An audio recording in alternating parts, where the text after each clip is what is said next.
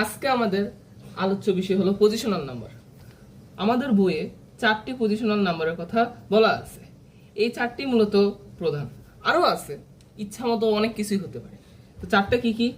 প্রথমটা হলো বাইনারি, তারপর ডেসিমাল, অক্টাল আর হেক্সাডেসিমাল। এখন এই বিষয়গুলো দ্বারা আসলে কি বোঝায়? বাইনারি ভিত্তি 2, আমরা গত ভিডিওতে আলোচনা করেছি ভিত্তি দ্বারা কি বোঝায়। ভিত্তি যদি 2 বলি, তার মানে বাইনারিতে কেবল 2টি অঙ্ক ব্যবহৃত হয়। কি কি? 0 আর 1। ডেসিমালের ভিত্তি কত? 10, কারণ ডেসিমালে 10টি অঙ্ক ব্যবহার করা হয়। 0, 1, 2, 3, 4, 5, 6, 7, 8, 9, 10 না, কিন্তু এই 10টি অঙ্ক ব্যবহার করা হয়। অক্টালের ভিত্তি 8, কারণ অক্টালে 8টি অঙ্ক ব্যবহার করা হয় 0 থেকে 7 পর্যন্ত। 0, 1, 2, 3, 4, 5, 6, 7, এই 8টি অঙ্ক ব্যবহার করা হয়। অক্টা মানে হলো 8।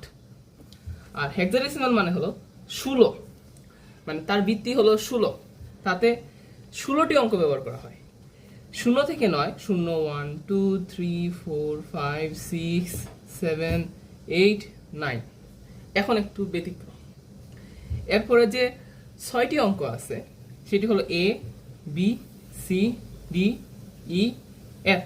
এই 6টি অঙ্ক ব্যবহার করা হয় হেক্সাডেসিমাল নাম্বার সিস্টেমে। 6টি অঙ্ক দ্বারা কি বোঝায়?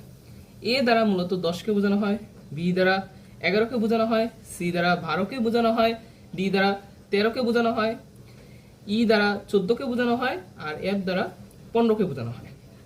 তাহলে বলা যায় এই কয়েকটি অঙ্ক মিলে হেক্সাডেসিমাল সংখ্যা গঠিত। এখন আমাদের কম্পিউটার সিস্টেমে বাইনারি সংখ্যা ব্যবহার করা হয়। কেন বাইনারি সংখ্যা ব্যবহার করা হলো? এই 3টা কেন বাদ গেল?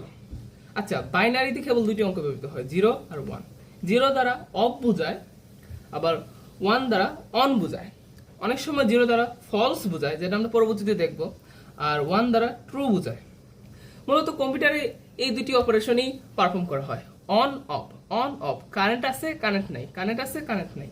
এই কারণে কম্পিউটার পদ্ধতিতে, মানে কম্পিউটার বানানোর সময় বাইনারি নাম্বার সিস্টেম ব্যবহার করা হয়। So that's it.